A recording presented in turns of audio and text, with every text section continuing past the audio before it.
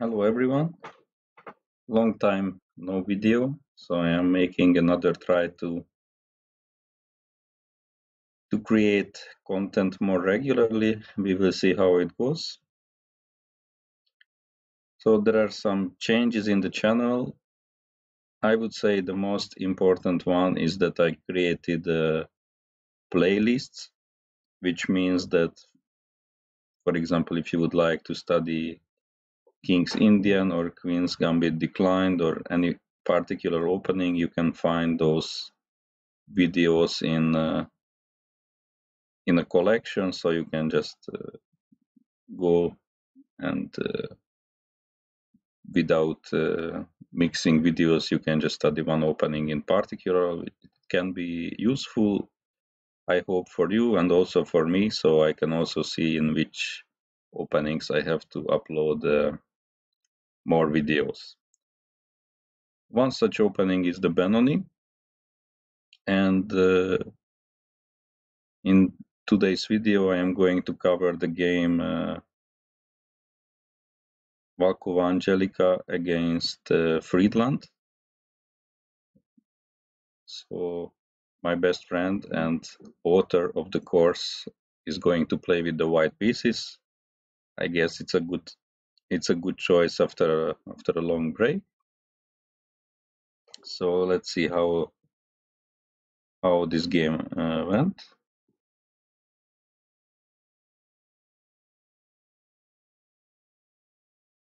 So the Benoni normal move order, d6, knight f3, g6, and here Angelica played h3. It did not have any relevance since opponent anyway plays a line with a6, so they are just transposing, but as we recommend in the course, you should just play with bishop f4, since okay, probably in the future I will have a video. This move of knight h5 is not yet annoying for us, because even though we cannot remove the bishop to h2, which is our original idea, but we can play bishop g5.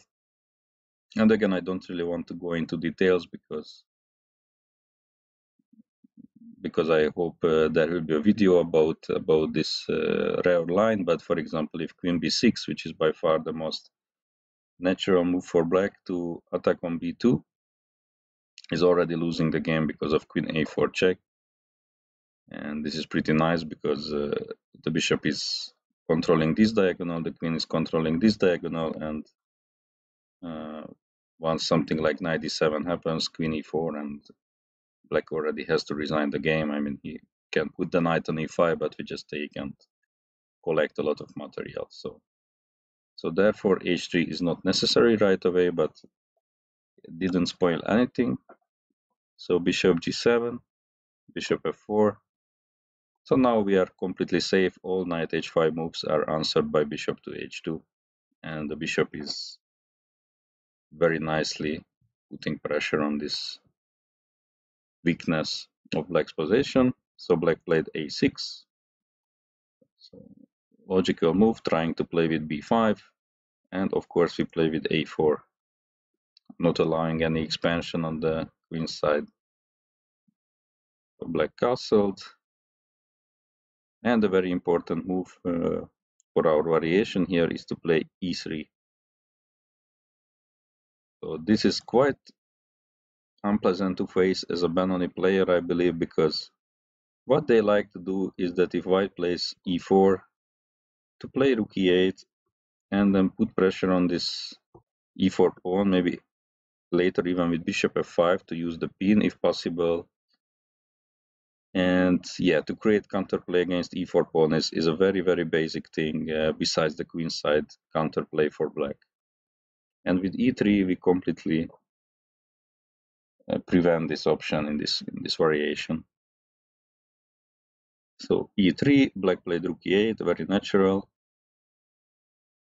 And again, a very critical position. So black has less space in the center, right, because of these pawns. So he's very much in favor of trades. At least a couple of minor pieces would come off the board, it would really nice for black. So his idea is to play this knight e4 move. So we can deal with this thing differently. I mean, in different ways, but once we know that the best square for this f3 knight is on c4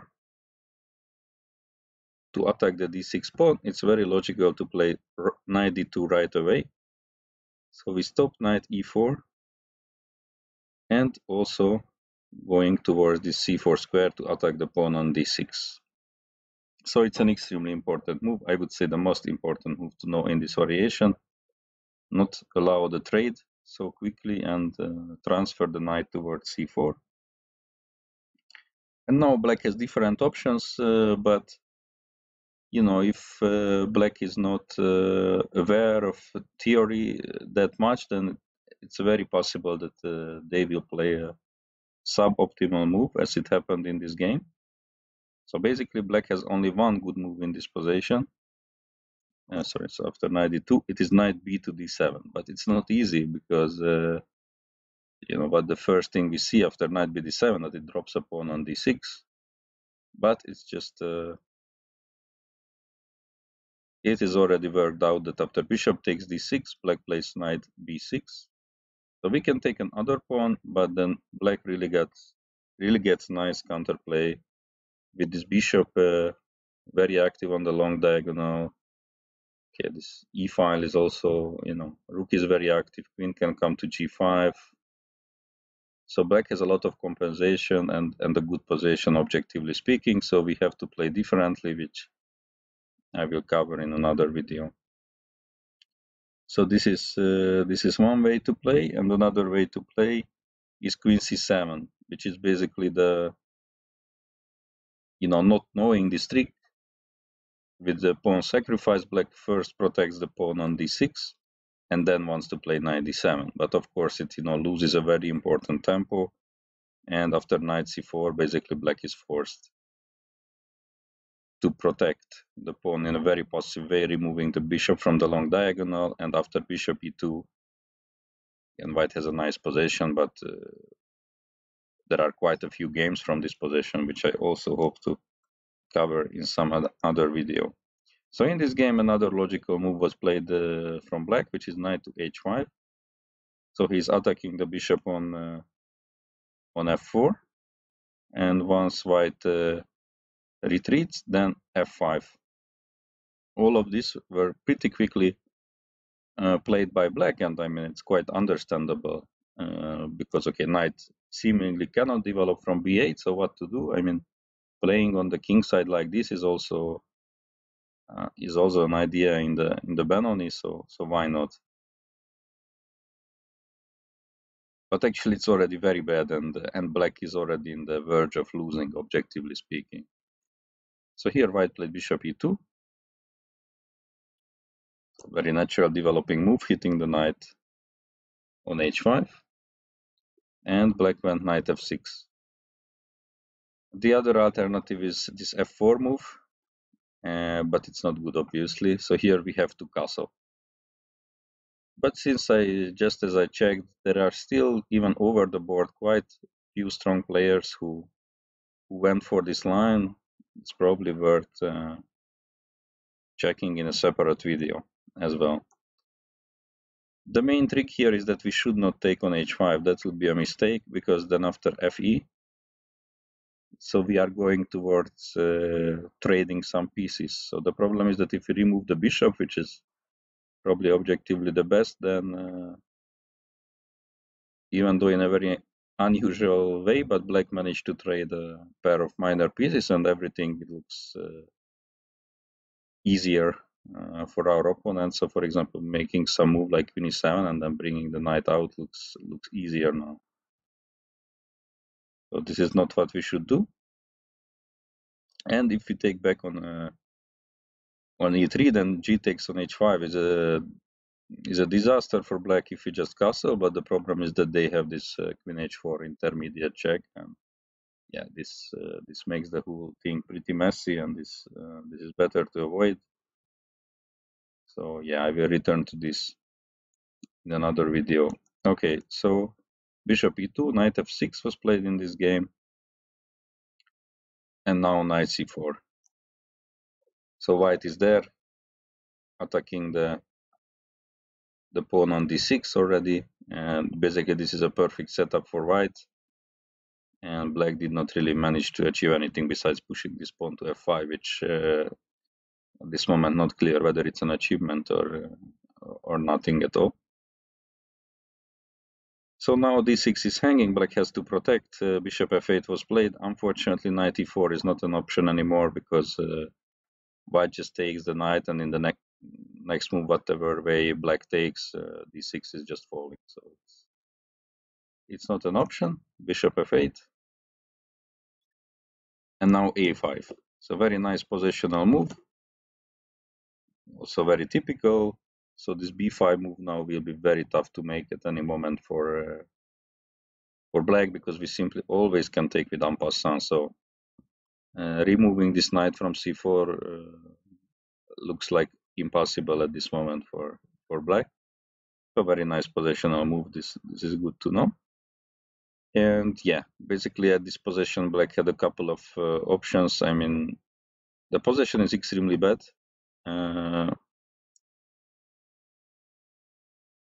He went knight e4 again with the knight trying to trade. I mean, it's one of the options. So the problem is now that after knight b d7, there is simply bishop takes d6. So this pawn on a5 is taking away the b6 square for the knight. So there is also the rook is hanging with the tempo on e8. So yeah, I mean, there is nothing for the pawn. So what looks like another possibility is to play queen c7. But yeah, this is pretty bad. And here I just looked, in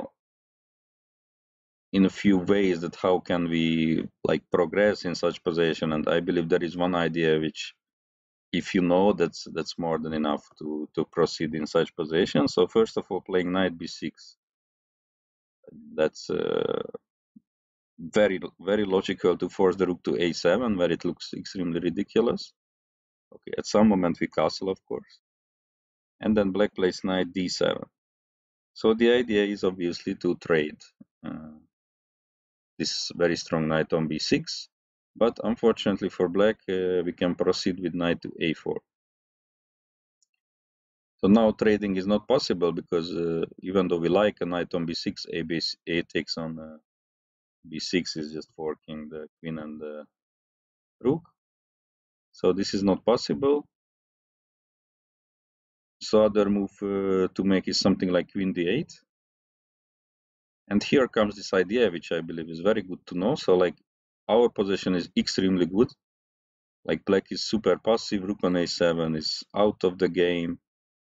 Opponent has many weaknesses, but we need a way to get into our opponent's position, and for that purpose b4 is an excellent move.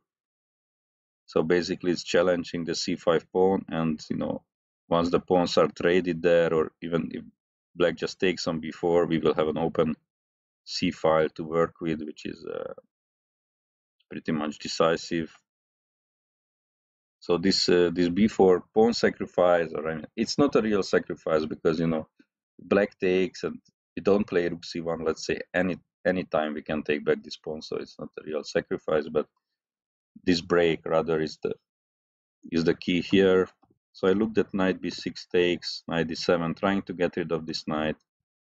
Let's say we take dc5, and now, for example, rook b1.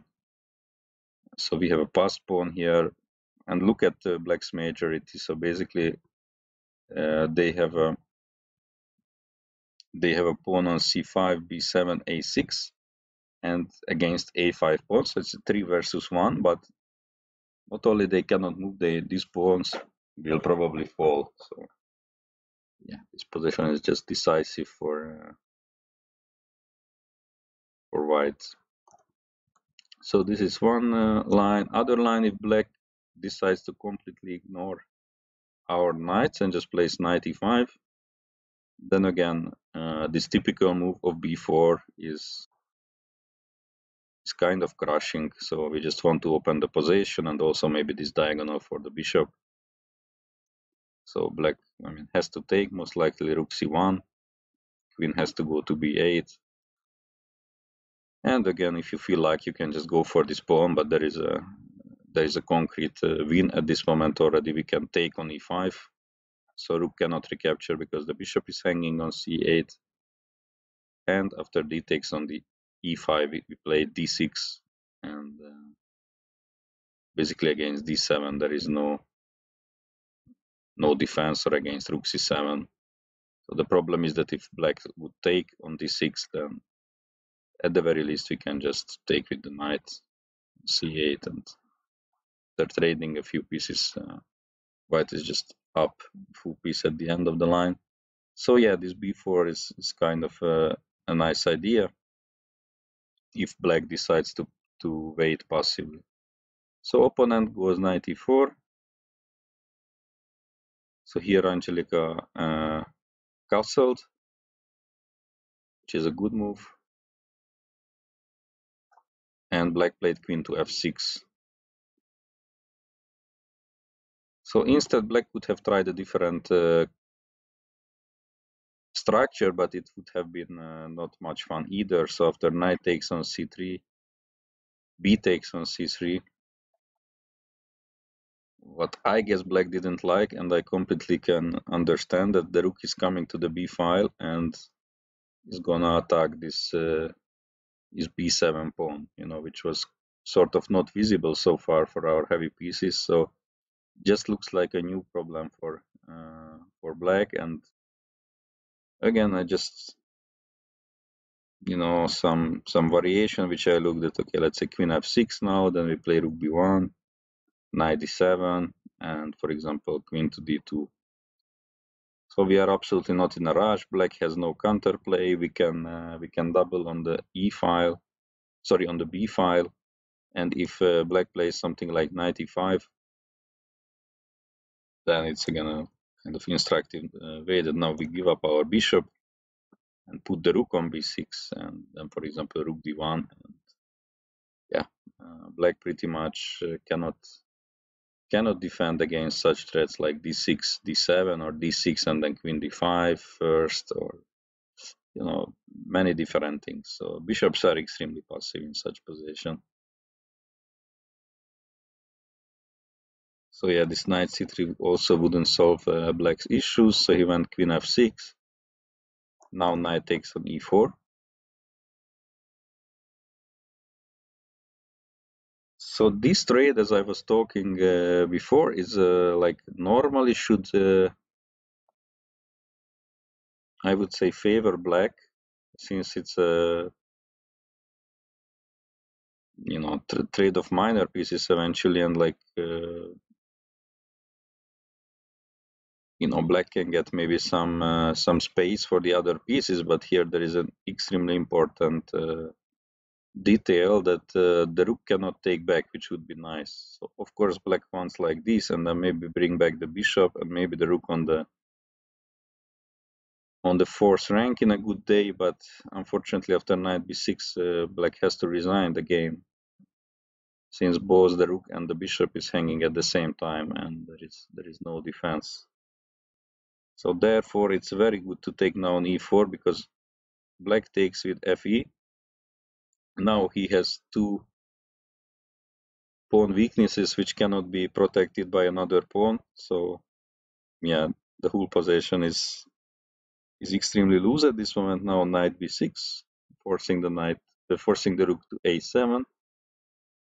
And the next move may be a little bit surprising, but it's very strong. Knight takes on c8. So it looks like that it helps black, but once we will see how the game goes, actually it doesn't. And what it rather does is that we have one piece which is not participating yet. The e2 bishop will come with decisive power to g4. Of course, there are other ways to play as well, but okay, black is also going to play knight d7 and so on. So it was really nice to take on c8. Rook takes on c8. Bishop is coming with the tempo. Black has to watch out for bishop e6 check. Rook e8. And now again a nice move was played, queen to b3. So I believe there is one move in this position which is not good to play. We can do anything what we want because, you know, if you look at it, basically the knight is stuck right now because the bishop controls the square. If the knight is stuck, then the rook is stuck as well. And yeah, bishop e6 is coming any moment basically. So, but the thing is that not to rush with this move because then it would at least give black the chance to sacrifice.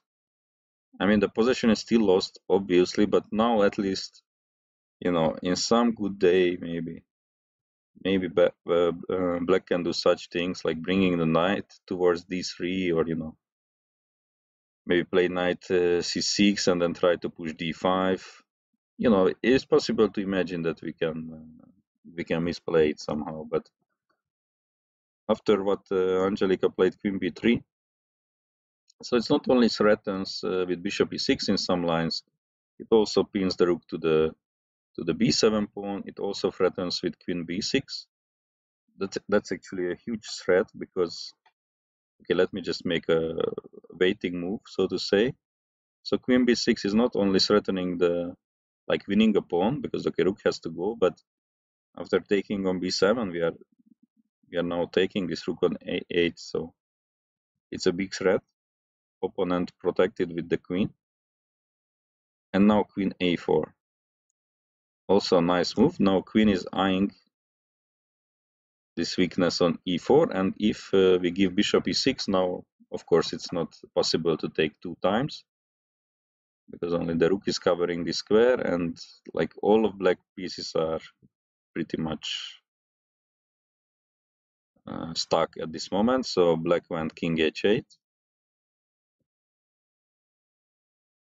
So everything is good, and again, what was the white's winning idea here is to play b4 to open the position and, you know, just create some files for the rooks and to invade, and basically black is absolutely not ready for this.